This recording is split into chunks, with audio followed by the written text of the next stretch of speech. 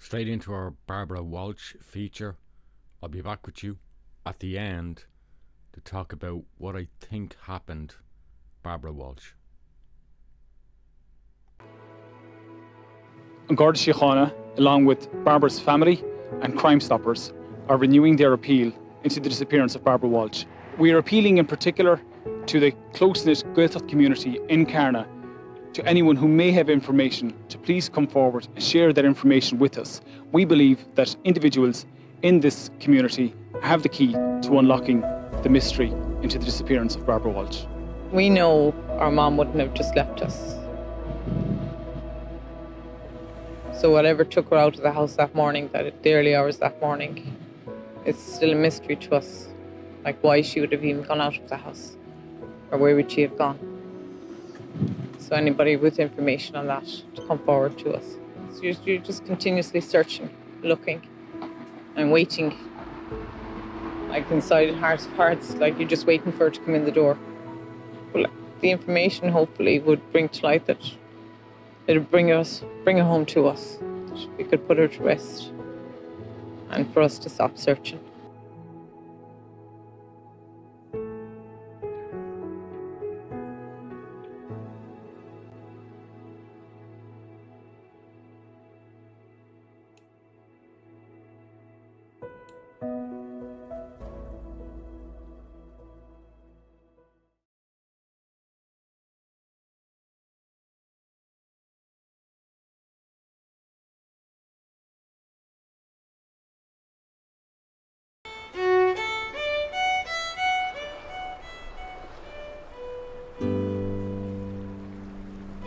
Mum wouldn't walk out on us, not on 7 kids. There's no way. Barbara Walsh has now been missing since the 22nd of June 1985. I just think she had a bad ending. Something's bad happened to her. This is a disturbing story with much loss and sadness. It's a case full of speculation with many theories, rumours, innuendo. But one thing is certain. On the shortest night of the year over 30 years ago, a young mother of 7 disappeared from her home and has never, ever been seen.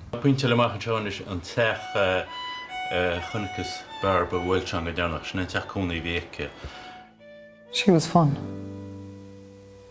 She's good. She's a good mum. She's a hard worker. We're all so small. Yeah, she was a good mum. This is the Walsh homestead in Rushinamanagh near CARNA.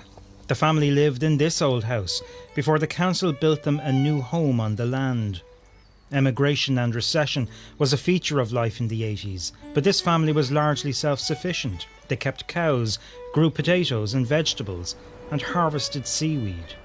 In 1985, the family did not have a car or a phone. Here in Mulrua Minish, where my mummy was born, the little house over there. They had swapped land for there to up there because when Mom was born, they tried to come in the front door and went out the back door. So if there was any storm at all, and then when Mum married Dad, they would have moved to Rushinamanagh across there. 21st of June 1985, and family and friends are socialising in a local pub. The emigrant brother and sister are home on holiday. There was Dad's sister who had been home from America, and Dad's brother was home from Australia. And they had gone to the local pub that evening, and just a few of them then had come back to the house. There was the 2 guards that were stationed in CARNA at that time. They were at the house as well that evening. And there was a few more. I'm not sure exactly who was there. Yeah. We met her in the local bar, and she invited us over to the house, and we enjoyed it there, sing song, and yeah, people were enjoying themselves, and she made tea and she went around with the sandwiches, and she was laughing and joking and everything. And Yeah, we came in that night. I was out that night. When I came in, she was in the small kitchen making tea and sandwiches. So she says, you know, you help make tea and sandwiches. I was like, okay. We were out there helping her, making tea and sandwiches. So we brought them into the kitchen. And Dad was on the armchair. And Dad's sister from America, Catherine, was there, her partner. And 2 guards that were there that night as well. Catherine is the eldest. Barbara's daughter, Jacquie, was the last person to see her. Jacquie was 14 years old, and the baby of the house, Andrea, was 9 months old. Mum came into the room with a friend of hers, May, because she hadn't seen Andrea and she wanted to see Andrea. So Andrea was in the bed with myself and Catherine. And they came in and Mum was showing me Andrea, and May was saying, oh, how beautiful she was, and Mum said, oh, nobody will have my little Andrea. And then they went out and went back to sleep after that. So it wasn't a party, a loud party anyway, because we hadn't heard anything after that. Until I got up, I'd say it was after 4 or 5 that morning. And everybody had been gone, everybody was gone at that stage. And I just went down to the kitchen, and Mum was asleep on the couch. So I tried to wake her up to see would she go back to bed, but she didn't, so I just put a pillow under her head. I got her out of the hot press and a blanket on her. And then we got up in the morning. She was gone. Obviously, it's something you've replayed in your mind since then, but at the time, did anything seem out of the ordinary at the time at all? No, nothing.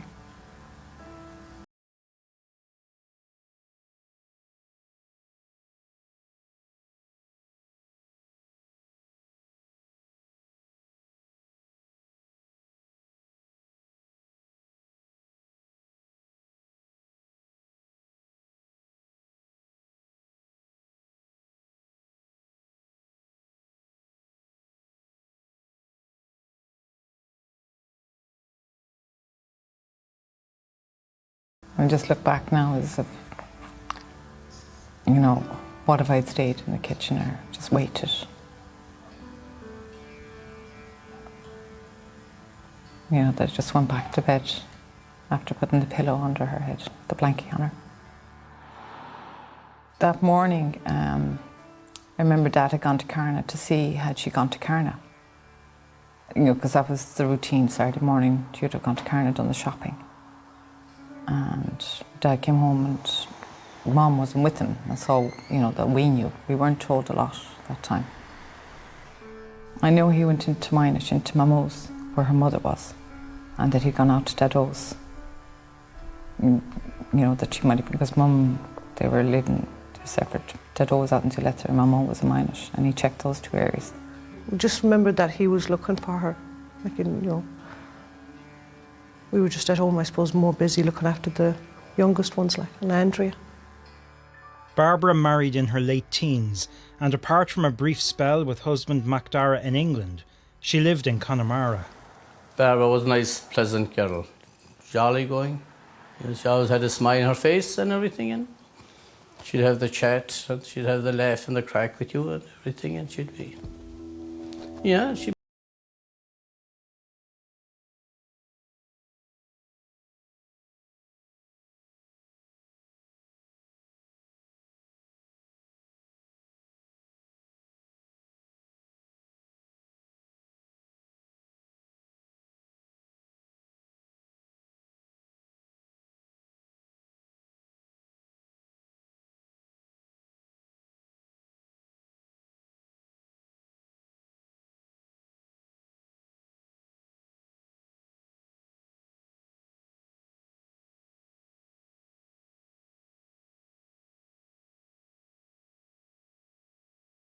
This one is Moore's whole communion and the old house.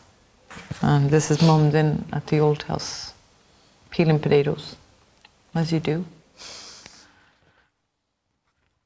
It was 7 days after Barbara disappeared that her husband Dara formally reported her missing. He called to CARNA GARDA station and spoke with one of the officers who had been at the gathering in Barbara's home. Those local officers began the investigation. A statement was also taken from Jacquie. They have it down that she was reported missing a week after she had gone missing. And I was interviewed and a statement taken. They had done the interview at home in the house, in the kitchen.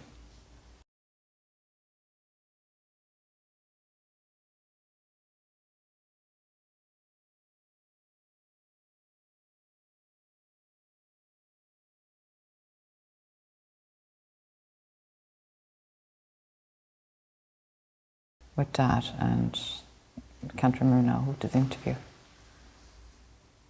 But just what had I seen her on the couch, and had she been breathing, all that, and I said, yeah, she was. She just looked asleep. She didn't look as if there was anything wrong with her. When you put the blanket and the pillow under your mum and the blanket on her, do you know, was she breathing? Yeah, she was. She was warm, like, you know. Yeah. They're very difficult questions to ask anybody, but for a child to be asked these questions. Once the guards get involved, Yeah. you know something serious has happened. So we grew up with just thinking that she had left. But then as you get older and you have your own children and you think, well, there's no way. There's no way she'd have walked out. That summer, a mother of 7 was nowhere to be seen. It's the talk of the town. But Gardaí were not eager to seek publicity, as the first journalist to report on the case remembers. When her brother and sister, Padraig Lydon and Mary Lydon, came to me at my home in July of 1985, and they told me that their sister, Barbara, was missing. And they told me they had contacted the Gardaí. I know they had concerns that possibly they weren't getting sufficient heed or notice from the Gardaí. My memory is that the Gardaí said, I remember this quite well, that it was explained to me at one point that it was difficult to say when somebody was actually missing. They explained to me that I or anybody else could leave without telling anybody where we were going and go somewhere else. The Gardaí were advised me, I would say, that this is not appropriate at this time for a public report. So this was a couple of weeks after she has gone missing. They're still not looking for publicity. Yeah, this would have been, I would say, the best part of a month. But as a week or so further, I did meet the sergeant in charge at Clifton, and he says at that time, well, you know, at this time, I think we wouldn't object to a report being broadcast. And I went and did the broadcast. It immediately stirred up quite a lot of interest and worry and concern. The 22nd of June, St. John's Night is on the 23rd. People will be getting ready for the bonfires. It's a bright time. It's a time people will be out and about. We have spoken to Barbara's children. They are still awaiting their mother to come home. People have moved on with their lives. They cannot move on. They need their mother back. Today, the Gardaí are investigating if Barbara was murdered, and if so, by whom? A stranger or someone she knew? Back in 1985, the theory was being advanced that Barbara would be found safe and well. There were rumoured sightings elsewhere in the county, talk of her having gone off for a while, and gossip she'd left CARNA for England or Australia, an alternative life. No, it didn't seem natural. I understand that on the night that she went missing, that when some people came into the house, that she actually had her infant in her arms. And Barbara had made an arrangement to meet her friend who had been at the party on the following Monday. Barbara didn't have good eyesight, and she had left her spectacles, her glasses behind. And some people who talk said, look, given her situation with her eyesight, she wouldn't dare sort of go very far without taking her spectacles with her. The publicity, when it came, was months after Barbara was gone. There was some investigation at the time. A number of statements were taken and some searching went on. Probably not a great deal, but some searches went on, both out in the CARNA area and some in Galway City. They checked the likes of hostels and the likes of that. People will ask the question, why wasn't there a more thorough search at the time? I don't know what the answer to that is.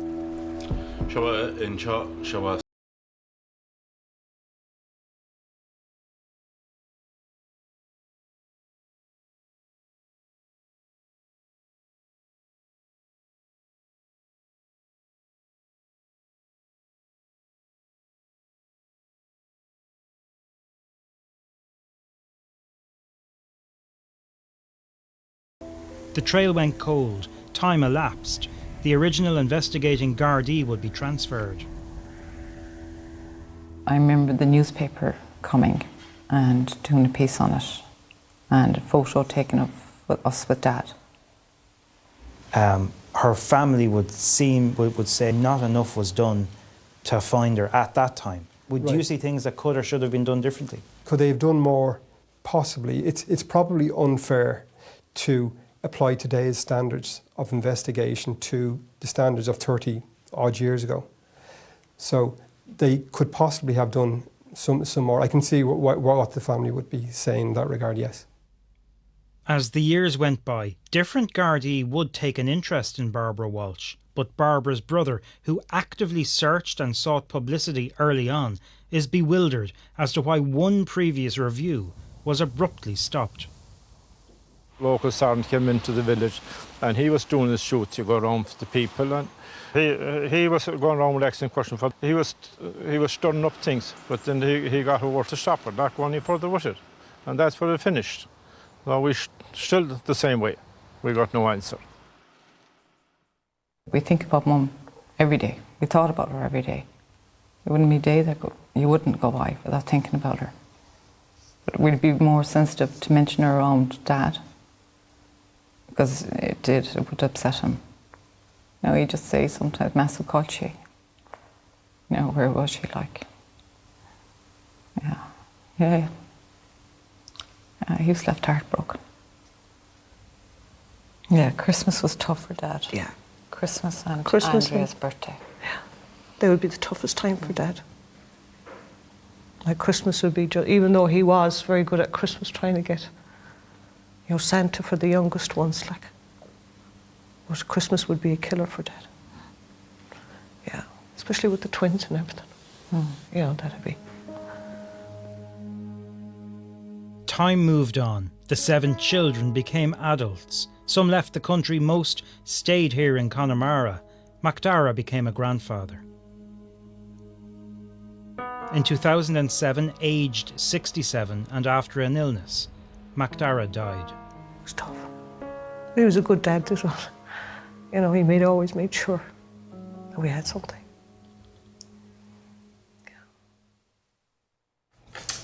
Job number 5, inquiries to be conducted with the passport office.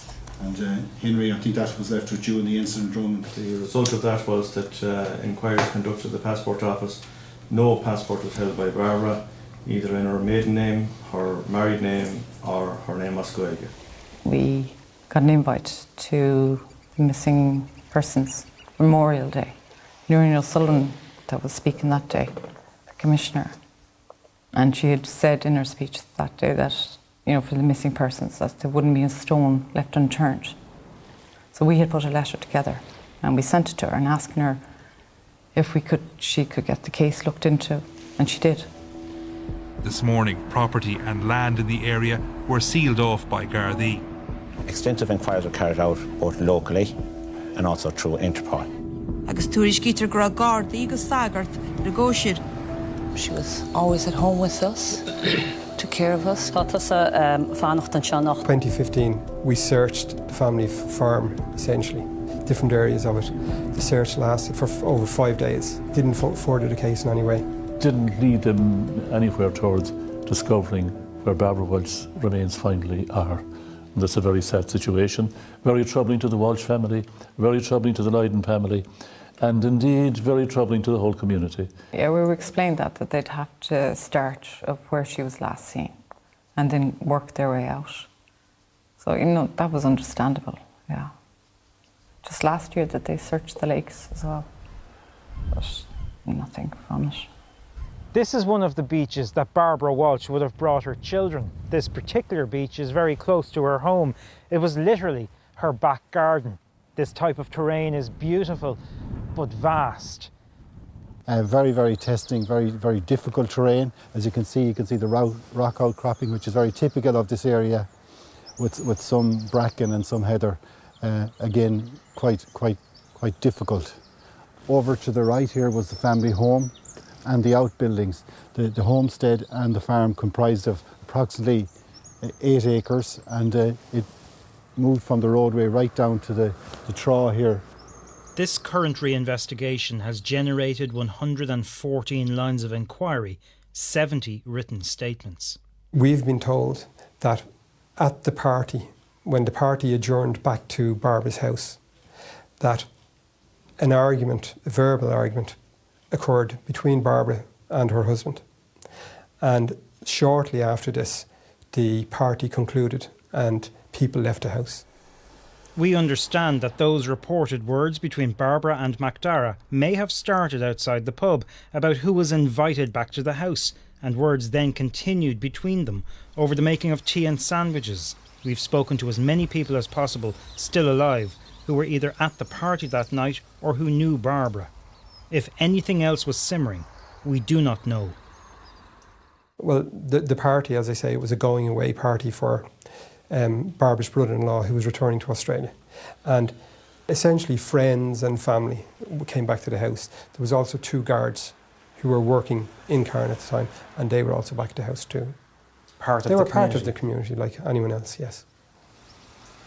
She must have left willingly because the kitchen was still the same.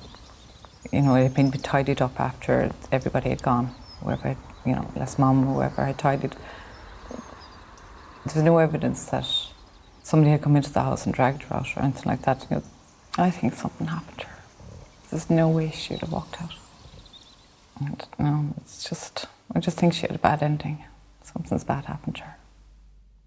Among the rumours surrounding this mystery is that Barbara may have been romantically involved with someone, or some person may have had designs on her. Did she leave her home to meet someone that morning, or was she enticed outside without realising there was a threat? Amid all the innuendo, Jacquie wants other locations in CARNA searched. Because when they had the Godiva dog around, and they had it on our land, and there was one area, a particular area that I wanted them to check, and they said no, they couldn't, that they'd have to get permission, that they'd have to apply for permission to search the area. It's something that's preying, I would say, certainly on people's minds, right throughout the community. How did this young mother disappear from her young children? Primetime has established that Gardaí are aware of one man still alive who was in the CARNA area when Barbara disappeared and years later was convicted of sexually assaulting a girl in another part of the country. Whether this has any bearing on Barbara's case has not been established. Do you think that there are still people alive and around who either have direct knowledge or suspicions? No direct knowledge. That even after 32 years there are people still around? Mm. Yeah. My mum then would come in on a Sunday to collect us, and she'd have a big tub of margarine done. You know, the old tubs that margarine used to be in, with jelly in it. She didn't vanish off the earth. Nobody see her inside the gate or outside the gate since. No. The people of CARNA are still suffering the loss of Barbara Walsh, the case every bit as raw and vivid in people's memories as it was that summer, the case every bit as sensitive as it was then. And the question is still being asked. Cá bhfuil she? Where is Barbara? I'd love to know what happened or where did she go? You know, I don't believe she's gone. You know, it's just hard to believe it. The whole community would like to know what happened, where Barbara Walsh is. Can she finally be laid to rest in peace? Mum wouldn't walk out on us, not on 7 kids. There's no way. No, there's no way. She was a proud woman. Very proud. Yeah, she was a good mother.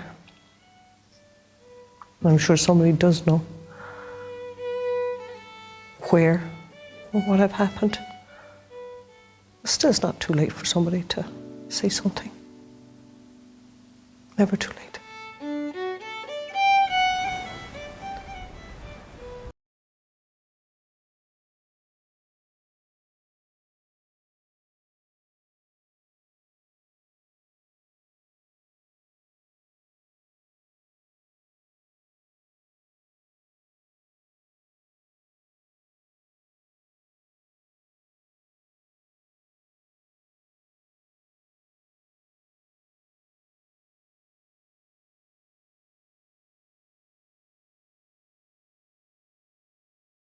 Around 4 o'clock in the morning, my mom got up. She got a pillow from the hot press and got a blanket. So she put the pillow underneath my grandmother's head because she had fallen asleep on the couch.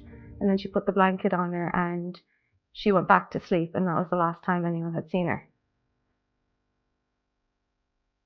My name's Aileen Walsh. The person missing is Barbara Walsh. She'd be my grandmother, so she'd be my mother's mother. Her kids adored her. She was just like any caring mother that you could ever imagine. And even as a wife to my granddad, you know, he used to say as well how great she was and how good she was to the kids. She always made sure that anyone that came into the house felt welcome. She was a very welcoming person. She went missing the 22nd of June 1985. They had a little family gathering at their house, the local house in Rushinamania. And there was 2 guards, there was a priest, there was his brother and sister, Patrick and Catherine, and there was a few local neighbours at the party as well. The party went on till about maybe 1 or 2, and then everyone left. We know she didn't leave. She had kids ranging from 9 months to 18-year-old. For the way that we heard about her and how she was as a mother, you know she wouldn't leave her kids. She loved her kids. And I know someone did do something to her. We just want to know what. It's hard because we never got to have her in our life. Not getting to know that person that was, you know, your mom's mother, it's upsetting because we never got to meet the person that she was. We only got to hear the stories. And at the end of the day, I think people need to understand is it's not just her children that are grieving this, it's her grandchildren that are grieving this as well. Because we never met the person that our parents are talking about. When we did the appeal in June, it was just to help my mom out. They thought it was a good way of getting more people interested in the story and helping us. Because I'm her granddaughter, it shows that the next generation and the generation after me are going to still keep on fighting to find answers out. After you do it, you feel kind of a little bit of weight lifted off your shoulders because you're helping and you're getting your voice heard and you're getting your opinion heard and trying to help other people as well. We just want people to help us go through this hard time and to help us get some answers and just to try and help us bring her home.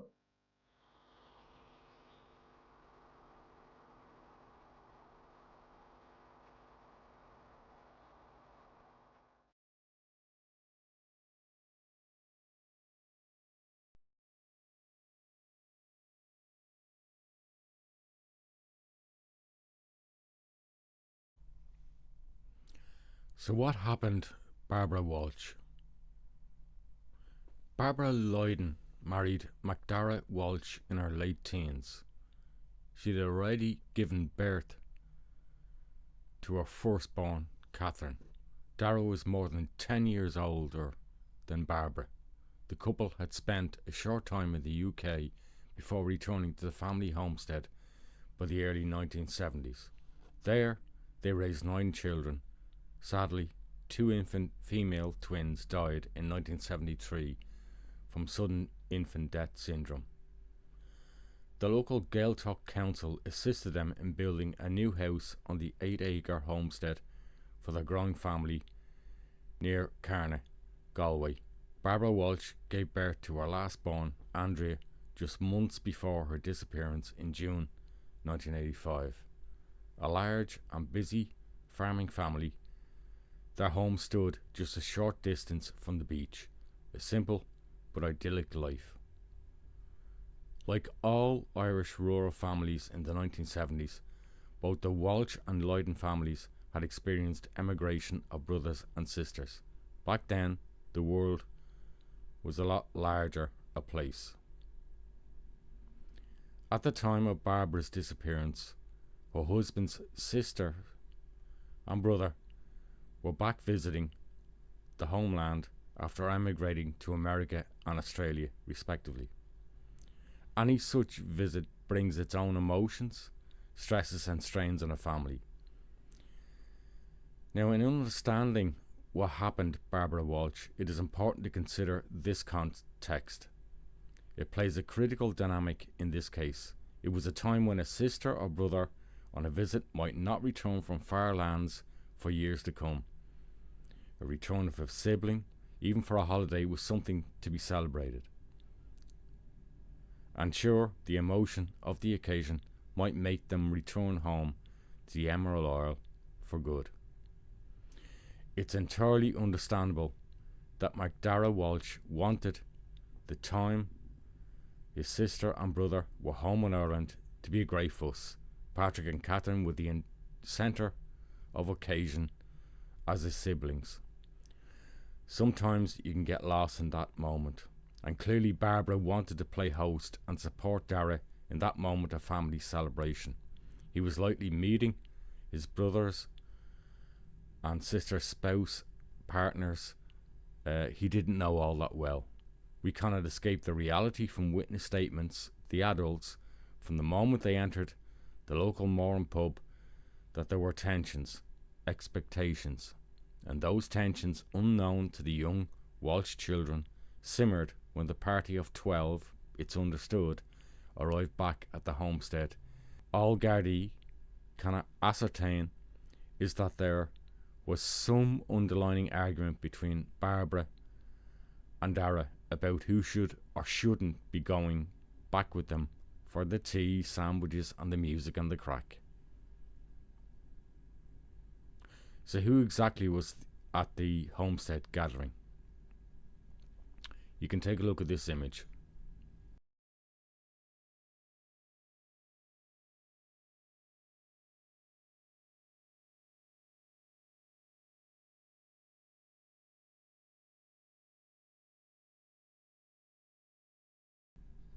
I've now established that there were 12 people there,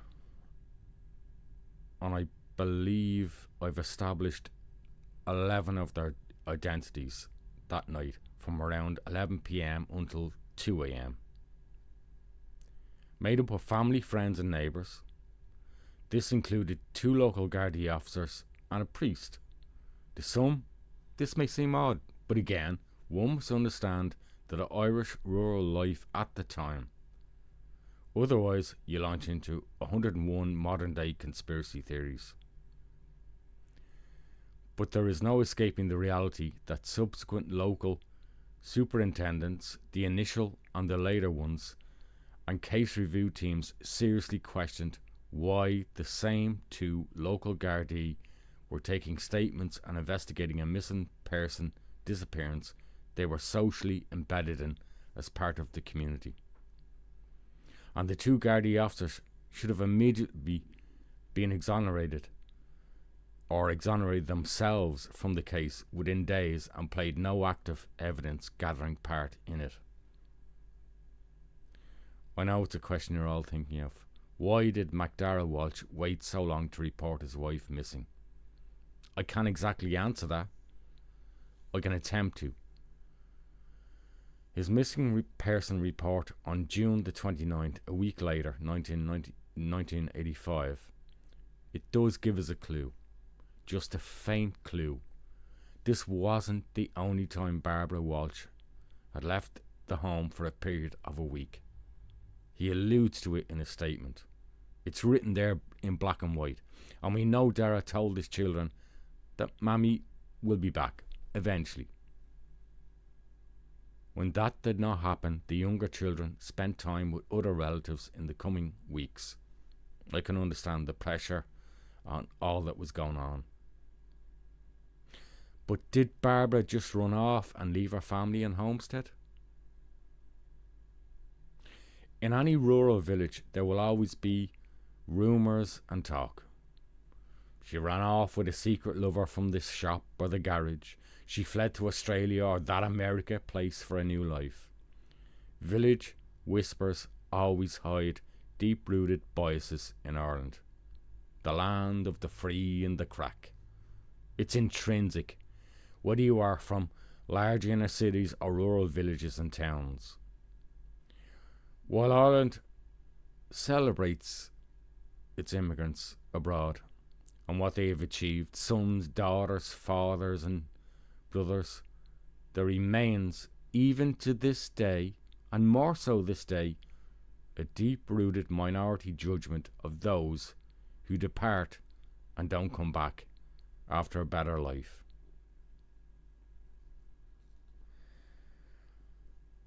My grandparents and my own parents experienced it. As an Irishman living abroad, I've experienced it. Irish culture and history is very, very, very complex. Stay and you're judged and damned. Leave and you are judged and damned. It's a no-win. Whatever, whoever. I don't believe for a moment that Barbara Walsh disappeared into the solstice sunset with a new lover and some idea of a new life. Her daughters, Jacquie and Catherine, are spot on in their assessment of their experience of their mother and this case. No, it wasn't always easy. Barbara did not have a passport nor a social government ID, tax ID, what's now called the PPS number. She was a home mother. She didn't touch a cent of the £600 in her account at the time of her disappearance. Barbara's children were the centre of her world. Maybe the only centre. The centre cannot hold without Barbara.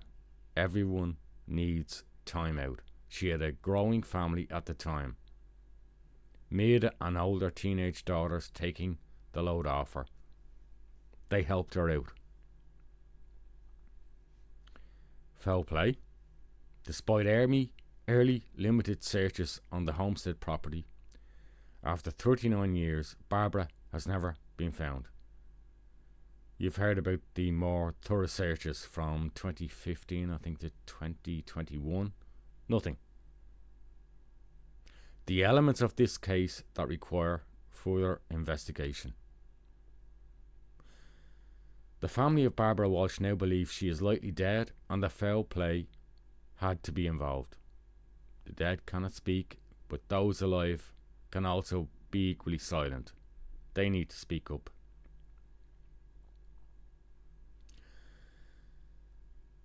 Someone in that party of 12 know what happened, or something of what may have happened. They understood the family dynamics that night and the arguments that night, and there were arguments. They either felt welcome or they did not on the returning to the homestead. From what I can ascertain, none of the Lydon family were present. That's Barbara's side of the family. Tea and sandwiches were not going to keep you there that long. I suspect the main party goers sensed the tension and hightailed it out of there before 2 a.m. The crack long ended. Where did they take the collective party on to? And that's what I believe happened. They went on somewhere else. Why did Catherine Walsh leave? Dara's sister, who was visiting. But still, she returned for her high-heeled shoes, and then she left again before the young family awoke. Faced with his wife Barbara missing, what support did Dara get? And who told him to hold off filing a missing person report? Was it just something in his own mind? Or was he cajoled and influenced not to report it? The Gardaí? The priest? Was this consistently after his siblings and their partners returned to America and Australia a week later? Is that what influenced him to hold off, not to cause trouble for them? I don't know. The answer to what happened to Barbara lie in the 12 people at that family gathering, and some of them have taken it to the grave with them. That's it from our special. Crime Stoppers are offering a cash reward for anyone who comes forward with information which may lead to a significant development in this case. Anyone with information should contact Crime Stoppers, Salt Hill Garda Station, or indeed your local Garda station.